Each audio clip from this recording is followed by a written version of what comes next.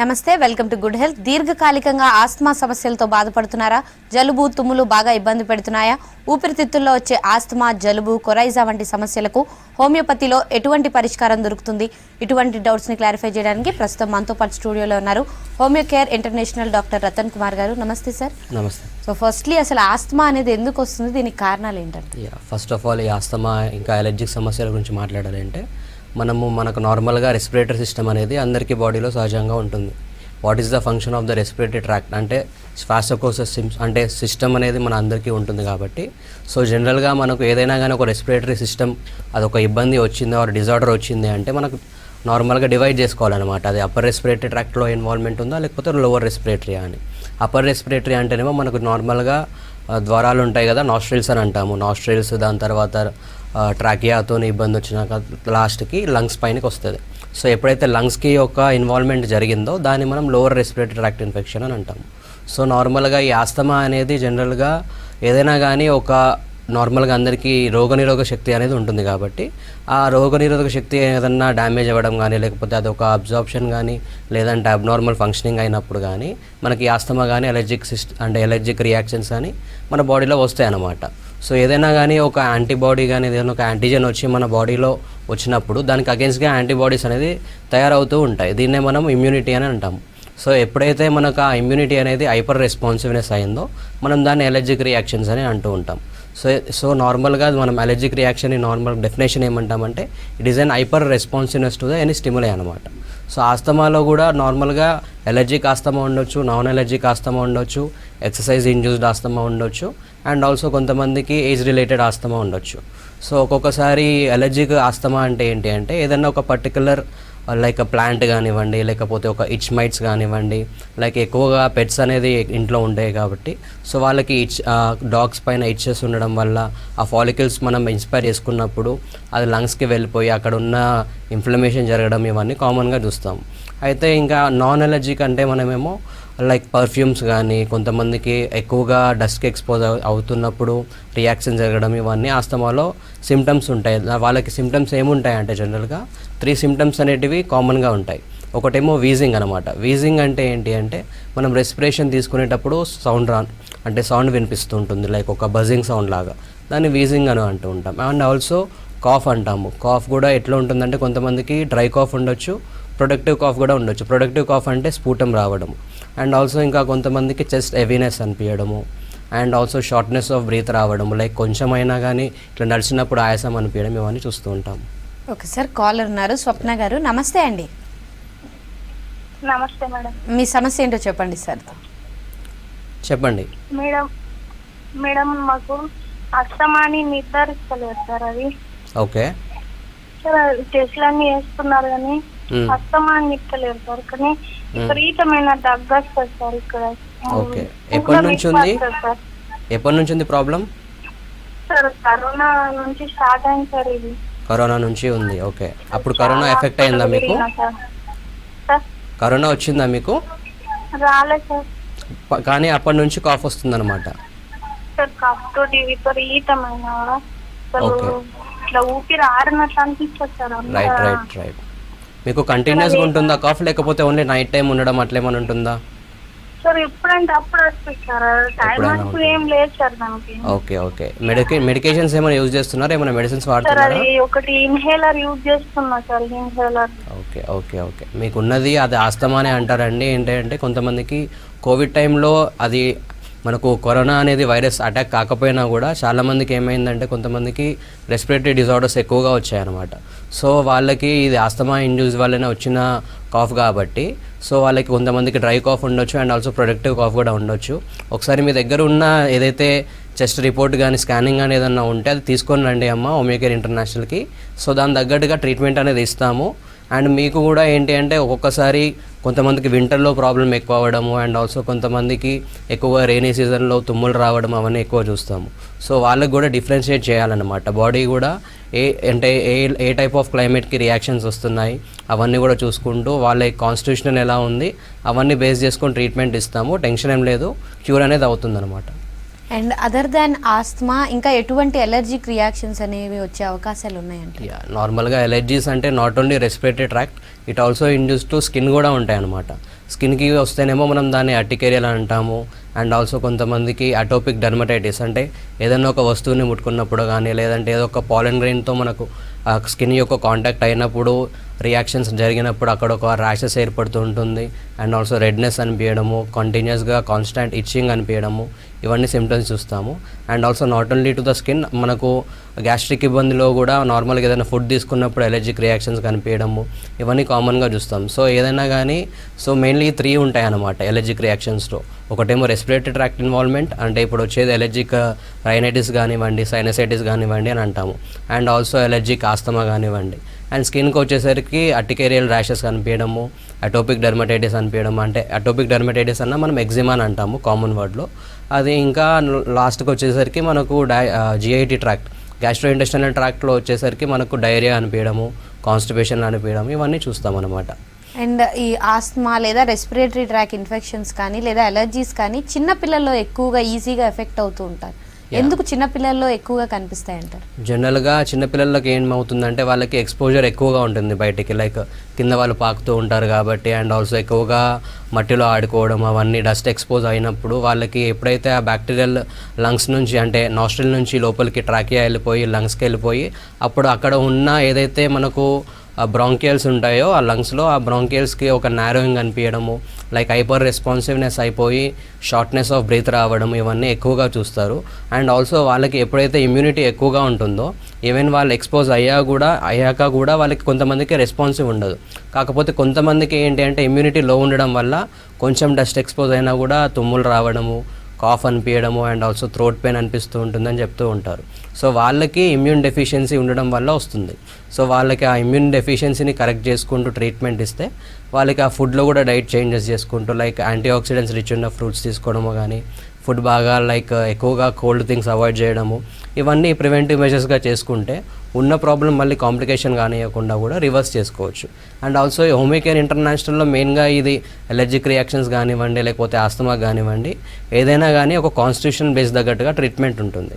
So ఈ constitution అంటే ఏంటి అంటే మనము డిపెండ్స్ అపాన్ ద ఇండివిజువల్ అనమాట. ఇప్పుడు 2 పర్సన్స్ ఉన్నారనుకోండి, సో వాళ్ళకి సేమ్ డిజీజ్ ఉన్నా కానీ సిమ్టమ్స్ వేరే ఉండొచ్చు. అండ్ ఆల్సో వాళ్ళకి రియాక్షన్ వేరే ఉండొచ్చు, కాజ్ కూడా డిఫరెంట్ ఉండొచ్చు. కాబట్టి కాజ్ ఏదైతే ఉందో అండ్ ఆల్సో వాళ్ళకి ఆ రియాక్షన్ టు ద కాజ్, ఆ రెస్పాన్సివ్నెస్ ఎలా ఉంది, అవన్నీ మనం తగ్గట్టుగా కేసు ఇన్ డీటెయిల్గా తీసుకుంటే సో వాళ్ళకి కాన్స్టిట్యూషనల్ రెమెడీ అని వస్తుంది. ఆ కాన్స్టిట్యూషనల్ రెమెడీ ఇస్తూ పాటు వాళ్ళకి డైట్ చార్ట్ కూడా ఇస్తామన్నమాట. ఏదైతే డైట్ మెయింటైన్ చేసుకోవడం అండ్ ఆల్సో కొంచెం ఫిజికల్ యాక్టివిటీని పెంచుకోవడం వల్ల కూడా ఇమ్యూనిటీ పెరుగుతుంది.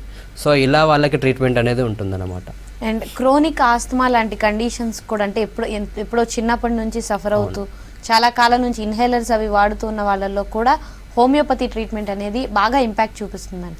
ఉంటుంది. జనరల్గా ఇప్పుడు ఆస్తమా కానీ ఏదైనా ఒక ఎలర్జిక్ రియాక్షన్స్ వస్తే అలోపతిలో ఏముంటాయంటే యాంటీ హిస్టమైన్స్, అంటే ఎప్పుడైతే ఆ అలర్జెన్స్ని సప్రెస్ చేస్తుంది. అంటే హిస్టమైన్స్ అనేటివి బాడీలో నార్మల్గా ఉంటాయి, కాకపోతే అది ఓవర్గా ప్రొడక్షన్ అవుతే దాన్ని అలర్జిక్ రియాక్షన్స్ అని అంటాం.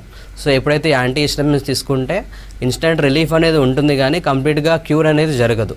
సో ఎప్పుడైతే హోమియోపతి ట్రీట్మెంట్ అనేది వాళ్ళు స్టార్ట్ చేస్తే వాళ్ళకి ఉన్న ఏదైతే కండిషన్ ఉందో అది కాంప్లికేషన్ కానివ్వకుండా అండ్ ఆల్సో రివర్ట్ బ్యాక్ చేసుకుంటూ ఆ ప్రాబ్లం యొక్క నార్మల్గా కాజ్ ఏదైతే ఉందో దాన్ని రిమూవ్ చేస్తే కంటిన్యూస్గా సో వాళ్ళకి ఇప్పుడు వచ్చిన ట్రీట్మెంట్ లైక్ వచ్చిన కాజ్ ఏదైతే ఉందో దాన్ని రిమూవ్ చేస్తేనే ఆ సిమ్టమ్స్ అనేవి తగ్గుతూ వాళ్ళకి మళ్ళీ కంప్లీట్గా వాళ్ళ లైఫ్లో కూడా రానియకుండా కూడా ఆపుతామన్నమాట.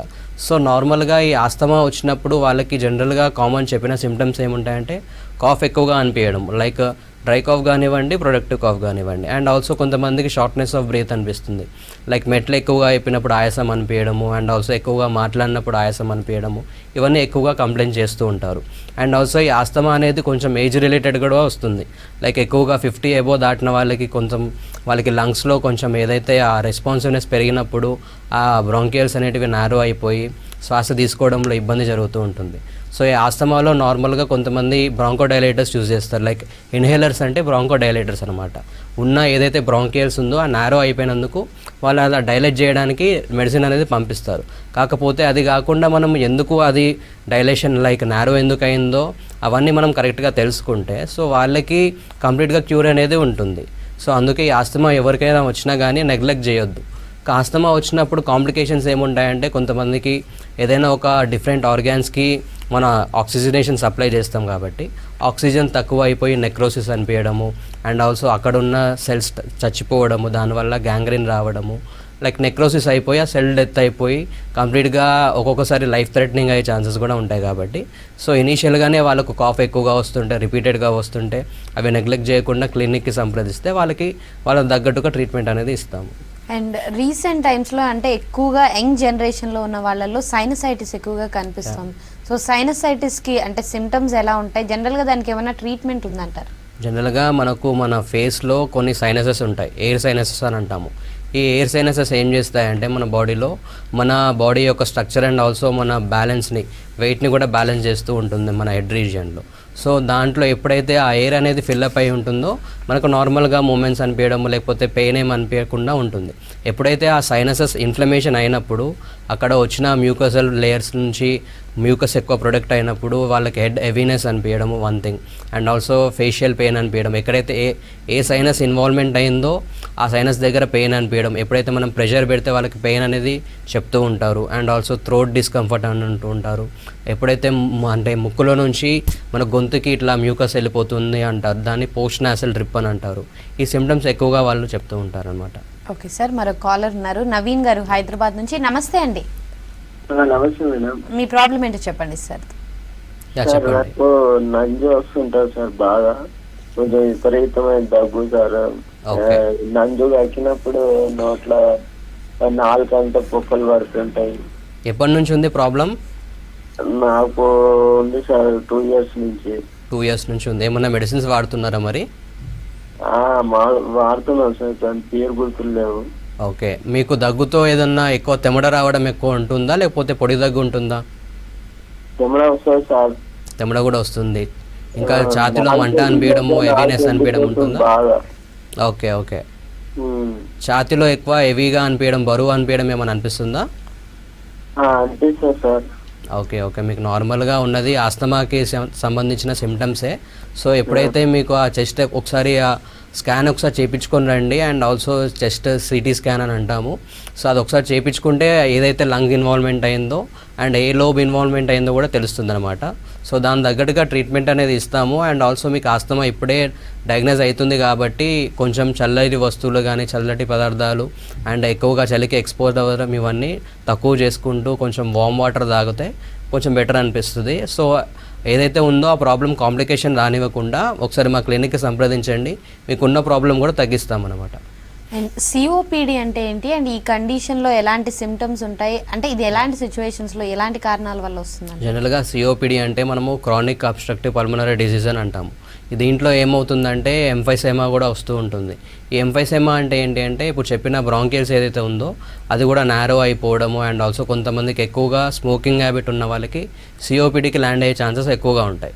సో ఆ స్మోకింగ్ హ్యాబిట్ తక్కువ చేసుకుంటూ అండ్ ఆల్సో పొల్యూషన్కి ఎక్కువ ఎక్స్పోజ్ అయిన వాళ్ళకి అండ్ ఆల్సో కొంతమంది లైక్ ఇండస్ట్రీలో పనిచేస్తుంటే కోల్ మైన్స్లో పనిచేసే వాళ్ళకి, ఆస్బెస్టోస్ ఇండస్ట్రీలో పనిచేసే వాళ్ళకి ఎక్కువగా వాళ్ళు అగరబత్తి ఫ్యాక్టరీలో పనిచేసే వాళ్ళకి ఎక్కువగా అది ఆ పర్ఫ్యూమ్ స్మెల్ అనేది హైపర్ రెస్పాన్సివ్నెస్ని ప్రొడ్యూస్ చేస్తుంది. సో ఆ ప్రొడ్యూస్ చేయడం వల్ల వాళ్ళకి చెస్ట్లో ఇరిటేషన్ అనిపించడము ఇవన్నీ కామన్గా సిఓపిడి సిమ్టమ్స్. దీంట్లో సిఓపిడిలో కూడా కొంచెం తగ్గట్టుగా ఆస్తమాకి తగ్గట్టుగానే సిమ్టమ్స్ ఉంటాయి. కాకపోతే దీంట్లో ఏముంటుందంటే ఎక్కువగా తెమడ అనేది ఎక్కువగా రాదు. ఆస్తమాలో ఎక్కువగా తెమడ ఉంటుంది, సిఓపిడిలో అంత ఎక్కువగా రాదు. కాకపోతే వీళ్ళకి ఎక్కువగా చెస్ట్ డిస్కంఫర్ట్ అనిపించడము అండ్ ఆల్సో ఆయాసం ఎక్కువగా అనిపించడం ఎక్కువగా చూస్తారు. సో ఈ సిఓపిడి కూడా సేమ్ ఆస్తమా తగ్గట్టుగా వచ్చిన సిమ్టమ్సే కాబట్టి వాళ్ళకి ఒక్కోసారి మనకు స్కాన్ చేసినప్పుడు డిఫరెన్స్ తెలుస్తుంది. సో ఏదైనా ఇన్వాల్వ్మెంట్ ఉందా లేకపోతే ఆ పార్టికల్ ఏదైతే ఉందో బ్రాంకియల్స్లో దాని తగ్గట్టుగా మనం వేరీ చేసుకుంటూ ఉంటాం అన్నమాట. సో ఇది ఎందుకు వచ్చింది అండ్ ఆల్సో వాళ్ళు ఆక్యుపేషనల్ డిజీజెస్ ఏదైతే ఉందో దాన్ని ఆక్యుపేషన్ డిజీజ్ని కొంచెం తక్కువ చేసుకుంటూ వాళ్ళకి ఎక్కువ డస్ట్కి ఎక్స్పోజ్ కాకుండా ఉంటే సో ట్రీట్మెంట్ అనేది వాళ్ళకి ఇస్తూ ఉంటే కంప్లీట్గా క్యూర్ అనేది జరుగుతుంది. Not only COPD and also మనం అర్టికేరియా ఇవన్నీ చెప్పాం కదా, ఈ అర్టికేరియా అనేది స్కిన్ యొక్క అలర్జీకి సంబంధించింది. దీంట్లో ఏముంటుందంటే ఏదైనా ఒక అలర్జీకి రియాక్షన్స్ కానీ ఏదైనా ఒక ఫుడ్ తిన్నప్పుడు వాళ్ళకి ఆ స్కిన్ మొత్తం దద్దుల్లో వచ్చేసి బర్నింగ్ అనిపించడము కొంచెం ఇట్లా ఉబ్బిపోయి లైక్ కంటిన్యూస్ ఇచ్చింగ్ అనిపించడము, ఇవన్నీ ఎక్కువగా అర్టికేరియల్ సిమ్టమ్స్ అంటారు. వీటికి కూడా యాంటీహిస్టమైన్స్ ఇస్తారు. కాకపోతే ఈ యాంటీహిస్టమైన్స్ ఇస్తే చెప్పిన విధంగా ఇప్పుడు ఇన్స్టెంట్ రిలీఫ్ ఉంటుంది కానీ కంప్లీట్గా క్యూర్ అనేది ఉండదు.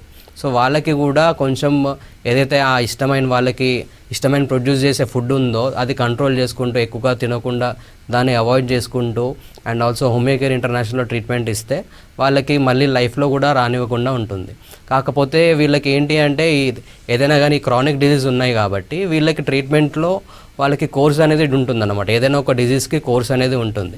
ఆ కోర్స్ అంతా కంప్లీట్గా క్యూర్ అవ్వాలి అంటే వాళ్ళకి డిఫరెంట్ వాళ్ళకి ఏజ్ తగ్గట్టు అండ్ ఆల్సో ఇమ్యూనిటీ తగ్గట్టుగా వాళ్ళకి కోర్స్ అనేది చెప్తాము. అంతేగాని అందరికీ ఒకటే రకంగా కొంతమందికి 1 year పట్టవచ్చు, కొంతమందికి 6 months పట్టవచ్చు, కొంతమందికి 2 years పట్టవచ్చు. సో అందరికీ ఒకే రకంగా ట్రీట్మెంట్ ఉండదు కాబట్టి so it's depend upon the individuality అనమాట ట్రీట్మెంట్ అనేది. అండ్ బ్రాంకైటిస్ అంటే ఏంటి, అండ్ ఈ కండిషన్ ఎప్పుడు వస్తుందంట? ఇది బ్రాంకైటిస్ అంటే ఏంటి అంటే మనకు నార్మల్గా ఫస్ట్ చెప్పాను కదా, మనకు రెస్పిరేటరీ ట్రాక్లో బ్రాంకియల్స్ అనేటివి ఉంటాయి. ఈ బ్రాంకియల్స్ అనేటివి లంగ్స్లో ఏం చేస్తాయంటే ఆక్సిజన్ని ఇంకా CO2ని ఎక్స్చేంజ్ చేస్తుంది అనమాట. ఈ ఎక్స్చేంజ్ చేసే క్రమంలో నార్మల్గా ఏదైనా ఒక డస్ట్ పార్టికల్ మనం తీసుకున్నప్పుడు అక్కడ ఆ బ్రాంకియల్స్కి ఇరిటేట్ చేసి అక్కడ ఇన్ఫ్లమేషన్ని ప్రొడ్యూస్ చేస్తే మనం దాన్ని బ్రాంకైటిస్ అని అంటూ ఉంటాము. బ్రాంకైటిస్ అంటే బ్రాంకస్ అంటేనేమో మనం చెప్పిన పార్ట్, ఐటిస్ అంటే ఇన్ఫ్లమేషన్ అనమాట. సో ఏదైనా కానీ ఇన్ఫ్లమేషన్ వస్తే వాళ్ళకి సిమ్టమ్స్ ఏముంటాయంటే అక్కడ swelling అనిపించడము first thing, and also ఏదైతే ఆ పార్ట్ ఇన్వాల్వ్మెంట్ ఉందో ఆ పార్ట్ నుంచి ప్రొడక్షన్ లైక్ ఎక్కువగా డిశ్చార్జ్ రావడము, కాఫ్ ఎక్కువగా రావడము, ఇవన్నీ ఎక్కువగా సిమ్టమ్స్ ఉంటాయి. సో వీటికి కూడా నార్మల్గా ఏదైతే డస్ట్ పార్టికల్ ఇన్వాల్వ్మెంట్ ఉందో దాన్ని మనం ఎక్కువగా ఎక్స్పోజ్ కాకుండా అవాయిడ్ చేస్తే ఆ ప్రాబ్లం కూడా తగ్గే ఛాన్సెస్ ఉంటాయి. ఈ బ్రాంకైటిస్తో పాటు నార్మల్గా సైనసైటిస్ అండ్ ఆల్సో మనకు నాసల్ పాలిప్స్ అంటాము.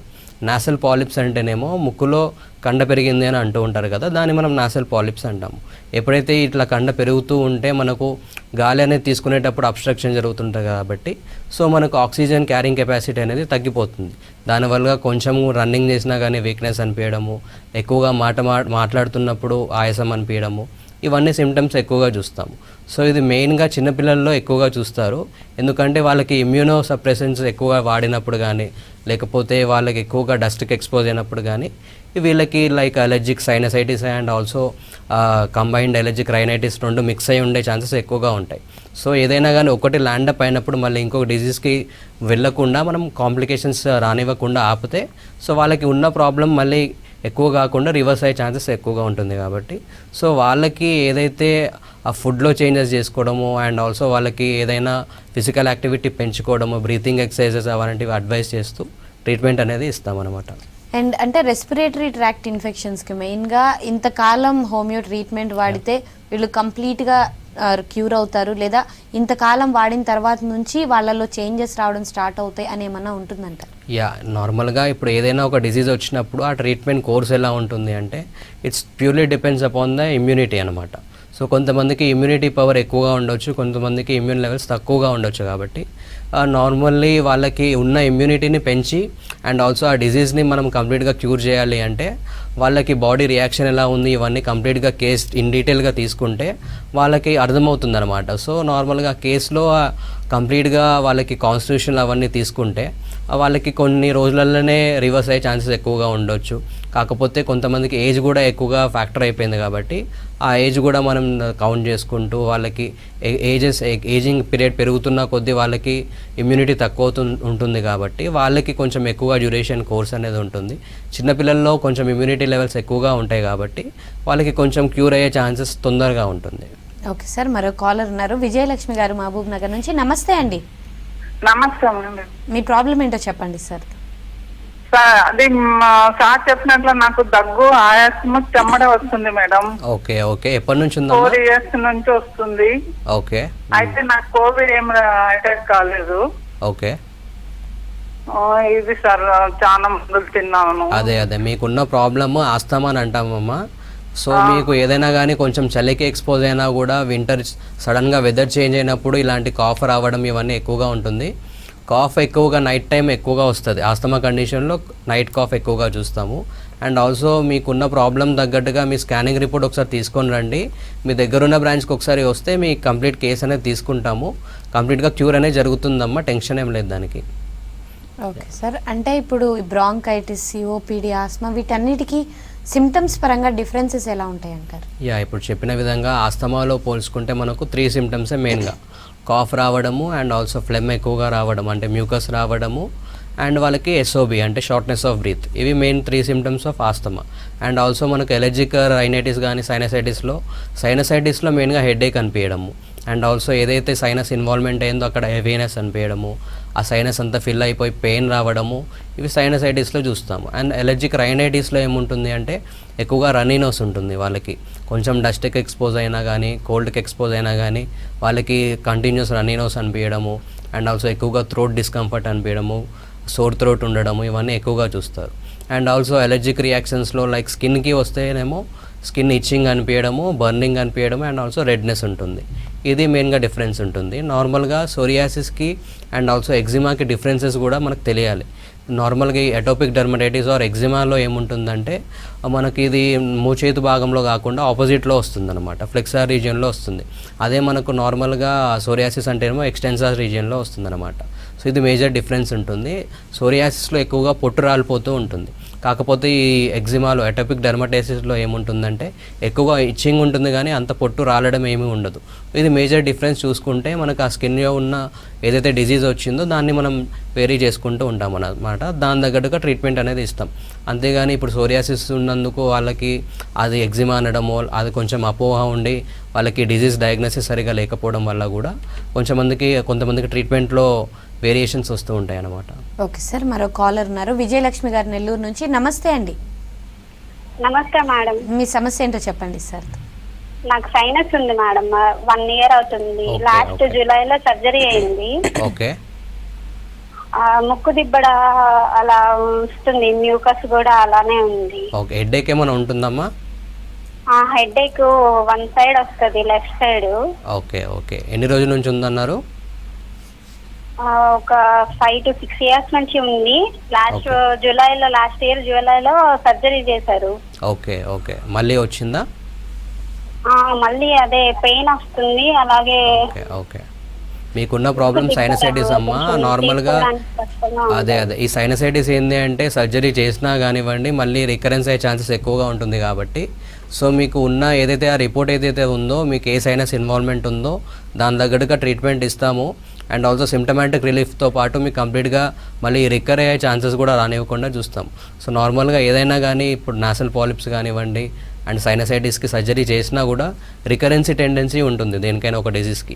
ఆ రికరెన్స్ టెండెన్సీని ఆపితే కానీ కంప్లీట్గా క్యూర్ అనేది జరగదు కాబట్టి సో వాళ్ళకి సర్జరీ చేసినా కూడా మళ్ళీ రికవర్ అవుతుంది. సో ఆ టెండెన్సీని ఆపితే ఆ కాన్స్టిట్యూషనల్ కాజ్ ఏదైతే ఉందో అది రిమూవ్ చేస్తే ఆ కాన్స్టిట్యూషనల్ రెమెడీ ఇస్తే కంప్లీట్గా ఆ డిజీజ్ రాకుండా ఉంటుందన్నమాట. అండ్ చాలా మందికి అంటే కంటిన్యూస్గా మ్యూకస్ రావడం ఇదంతా ఉంటుంది. సో కలర్ని బట్టి డిఫరెన్షియేట్ చేసి ఇది ఇన్ఫెక్షన్ ఉంటుంది లేదు అని చాలా చెప్తుంటారు. సో ఆ డిఫరెన్షియేషన్ ఏంటో చెప్పండి. సో నార్మల్గా ఏంటి అంటే ఒక ఇన్ఫెక్షన్ వచ్చినప్పుడు కొంతమందికి వాటరీ డిశ్చార్జ్ ఉంటుంది అండ్ ఆల్సో కొంతమందికి థిక్ డిశ్చార్జ్ లైక్ ఎల్లోయిష్ థిక్గా ఉంటుంది. సో వాటరీ డిశ్చార్జ్ ఉన్నప్పుడు ఇన్ఫెక్షన్ రేట్ తక్కువగా ఉంటుంది. ఏదైతే థిక్ డిశ్చార్జ్ ఉంటుందో అప్పుడు వాళ్ళకి ఇన్ఫెక్షన్ ఎక్కువగా ఉంటుంది కాబట్టి అది ఇంకా నెగ్లెక్ట్ చేస్తే కొంతమందికి బ్లడ్ కూడా వచ్చే ఛాన్సెస్ ఎక్కువగా ఉంటుంది. సో ఇట్లాంటి డిఫరెన్స్ వల్ల మనకు ఆ డిజీజ్ యొక్క సివియారిటీ అనేది తెలుస్తుంది అనమాట. Right, thank you so much Ratan Kumar garu. ఇది ఇవాళ good health. Stay tune to V6 news.